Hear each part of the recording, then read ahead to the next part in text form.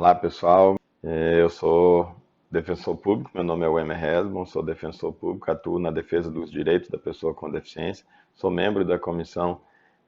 que trata desse tema junto à Associação Nacional dos Defensores Públicos e Defensoras Públicas e sou uma pessoa que tem também uma deficiência, tenho paraplegia ou poliomielite, sequela de poliomielite, né? E eu, nessa condição, eu gravei um vídeo a respeito do projeto de lei 6159 de 2019, de iniciativa do Poder Executivo. E o vídeo ficou bastante longo justamente porque tinha muitos pontos muito sérios a serem criticados. E algumas pessoas, reconhecendo a importância do tema, pediram que eu pudesse gravar um vídeo mais curto. Eu me proponho nesse vídeo, para ficar mais curto, a pegar apenas um dos pontos do projeto que é suficiente para que você, ouvinte, possa se juntar a nós nessa causa e dizer também não e propagar isso e compartilhar isso e através aí com seu deputado, seu senador e convencê-los a que possam votar não para esse projeto de lei. Mesmo resumidamente, mesmo para tratar de um único ponto, eu preciso de tecer algumas considerações a respeito de dois institutos muito importantes para a pessoa com deficiência e, consequentemente, para a sociedade como um todo. O primeiro instituto é o chamado benefício de prestação continuada. O que é esse benefício? É um valor de um salário mínimo que é pago para as pessoas com deficiência que estão incapacitadas para o trabalho. Se essa pessoa está incapacitada para o trabalho e ela recebe como renda familiar per capita, ou seja, soma a renda de todo mundo de uma determinada casa onde ele reside, e divide pelo número de pessoas que ali residem, se esse valor para cada que tocar para cada pessoa for equivalente a menos de um quarto de um salário mínimo, ou seja, menos de R$ 250,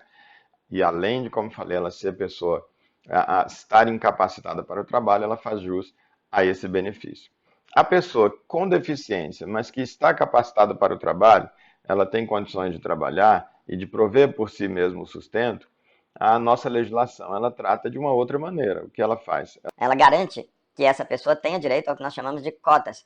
junto às empresas privadas. A empresa ela está obrigada por lei, as empresas que têm mais de 100 funcionários, mais de 100 empregados, ela está obrigada por lei a empregar de 2 a 5%, dependendo da quantidade, quanto mais empregados, maior o percentual, ela está obrigada então a contratar pessoas com deficiência. Ou seja, se tem uma empresa que tem 100 empregados, ela está obrigada a contratar desses 100, 98 podem ser sem deficiência, mas 2 necessariamente precisam ser pessoas com deficiência. É a maneira que a nossa legislação vê de fomentar essa inclusão da pessoa com deficiência no mercado de trabalho, já que é sabido que há uma discriminação e que a pessoa entre o contratante, quando ele tem diante de si uma pessoa com deficiência e uma sem deficiência para uma função, ele normalmente contrata pessoas sem deficiência. Eu sei disso, eu passei por isso. Eu, quando morava em Goiânia, eu tinha mais cursos, já estava mais bem preparado em termos de teóricos do que meus dois irmãos mais velhos do que eu, embora também bastante preparados, e eu mesmo assim não consegui emprego, embora tendo procurado bastante, enquanto eles transitavam de um emprego para o outro tranquilamente, eles pediam demissão e passavam para uma outra experiência laboral, enquanto eu não consegui nenhum. Vim para Brasília da mesma forma. Então é fato essa discriminação, e só é resolvida realmente com uma imposição legal. E é nesse ponto, justamente esse ponto que eu escolhi para conversar com vocês. Uma dos problemas que nós vemos nesse projeto, seríssimos, é que ele muda a forma de cálculo, tirando do cômputo dos cálculos para fins de aplicação do percentual a determinados cargos, dentre eles aqueles cargos que são considerados de atividade perigosa, como se a pessoa com deficiência, independente da deficiência, independente da periculosidade, ela não pudesse desempenhar. Isso não tem nenhuma base científica, muito pelo contrário, as pessoas com deficiência podem desempenhar, dependendo da deficiência e dependendo do perigo, ela pode desempenhar, sim, também essas funções. Tem outras nesse parágrafo, nesse artigo que está sendo incluído, mas eu não vou mencionar, porque eu vou me focar aqui na inclusão do artigo 93b, que estabelece, o inciso primeiro especificamente desse artigo, ele estabelece uma possibilidade que o empregador, por exemplo, nesse caso que eu falei, tem 100 empregados, ele está obrigado a contratar 2. Ao invés de contratar 2, ele permite que, para cada um que ele esteja obrigado a contratar, ao invés de contratar e permitir que essa pessoa possa trabalhar dignamente, sustentar-se, sustentar sua família dignamente,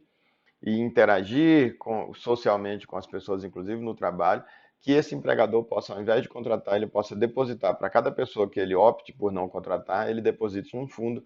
a 2 salários mínimos e ele está livre então dessa obrigação. Esse dinheiro vai para um fundo, para o governo, que o governo está inclusive chamando de arrecadação, até porque, embora dizendo que esse fundo tem por finalidade a habilitação e reabilitação das pessoas, mas essa habilitação e reabilitação, o próprio projeto de lei terceiriza para o SESC, para o SENAI, para o SESI, etc. Ele mesmo não vai fazer isso diretamente, então esse dinheiro acaba sobrando para o governo. O governo, tanto que nas razões do projeto, ele chama de possibilidade de ganho de arrecadação de 2,4 bilhões se 25% das cotas o empregador preferir, ao invés de contratar, depositar esse dinheiro no fundo. É muito triste, é lastimável, é um retrocesso muito grande que realmente acredito que dispensa maiores comentários para você ter noção da gravidade. E mais do que isso, o projeto diz no artigo 93C,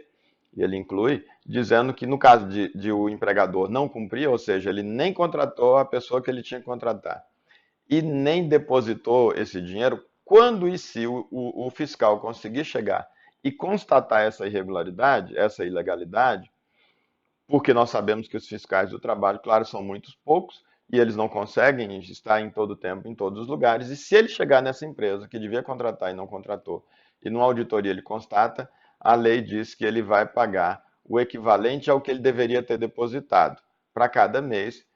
que ele não contratou a pessoa com deficiência, ele deposita 2 salários mínimos nessa conta, nesse fundo. Só que a próprio dispositivo limita esse pagamento retroativo a apenas 3 meses. Ou seja, se a pessoa ficou, vamos supor, 3 anos e foi pego pelo fiscal, aqueles que forem pegos, 36 meses, que ele deixou de contratar e deixou de depositar, ele paga apenas, para cada 3 vezes 2, 6 salários mínimos ele deposita e ele vai estar livre dessa obrigação. Ou seja, compensa para a empresa não contratar e nem depositar o dinheiro no fundo. Porque quando e se o fiscal aparecer, ele só vai pagar os 3 últimos meses que ele já pagaria de todo jeito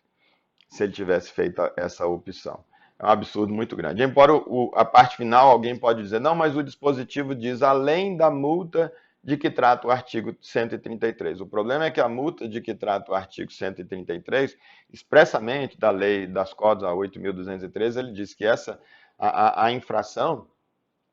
a qualquer dispositivo dessa lei, o que seria o caso, ela diz que para a qual não haja penalidade expressamente combinada, vai ser a desse artigo 133. Ora, mas como o artigo 93C já está prevendo especificamente uma punição, então esse artigo 133 não vai ser aplicado, é no mínimo uma margem muito razoável de interpretação, e acredito que essa vai ser a que vai ser aplicada de maneira que a única punição que vai haver vai ser essa, e de qualquer forma, punindo ou não punindo, a pessoa com deficiência ficou sem trabalho, ficou sem ser incluída no mercado de trabalho. Para piorar a situação, a pessoa que já está hoje contratada pelo artigo, para primeiro do artigo 93, ela não pode demitir, ela já tem uma pessoa, 2 pessoas que ela contratou, ela não pode demitir uma delas enquanto ela não contratou uma outra. Primeiro você quer demitir uma pessoa com deficiência, primeiro você, sem justa causa, primeiro você contrata outra pessoa e comprova para os fiscais do trabalho, a delegacia do trabalho, para homologar aquela rescisão, você comprova que já foi contratada uma outra pessoa com deficiência e que a cota vai ser mantida. Esse dispositivo está sendo revogado, de maneira que a pessoa pode mandar embora, não contratar outra, e a rescisão vai ser homologada, e ela então vai simplesmente ficar esperando o dia que o fiscal vai aparecer para que ela possa depositar o equivalente a exclusivamente os 3 últimos meses. Essa é a possibilidade que a lei estabelece, lastimavelmente. Esse, então, eu penso que é um ponto suficiente da norma. Tem muitos outros, num vídeo de 50 minutos que eu trabalhei, mas tem, então, muitos outros pontos, mas eu acredito que esse é suficiente para você engajar com a gente nessa luta, que não é da pessoa com deficiência, é de toda a sociedade. Esse retrocesso não pode ser admitido, para você ajudar a gente a dizer não ao PL 6159 de 2019 e dizer para o seu deputado, dizer para o seu senador aí na sua cidade, aí no seu estado, aquele para quem você votou, para o seu governador, e dizer, olha, eu quero realmente que você não apoie esse projeto de lei e que esse retrocesso não aconteça. E reforço, como falei no início do vídeo, que você possa se quiser assistir a íntegra do vídeo, está aí na descrição do vídeo, e também que você possa acessar o link que está lá para você eletronicamente assinar um manifesto contra a aprovação desse projeto, tá bom? Muito obrigado.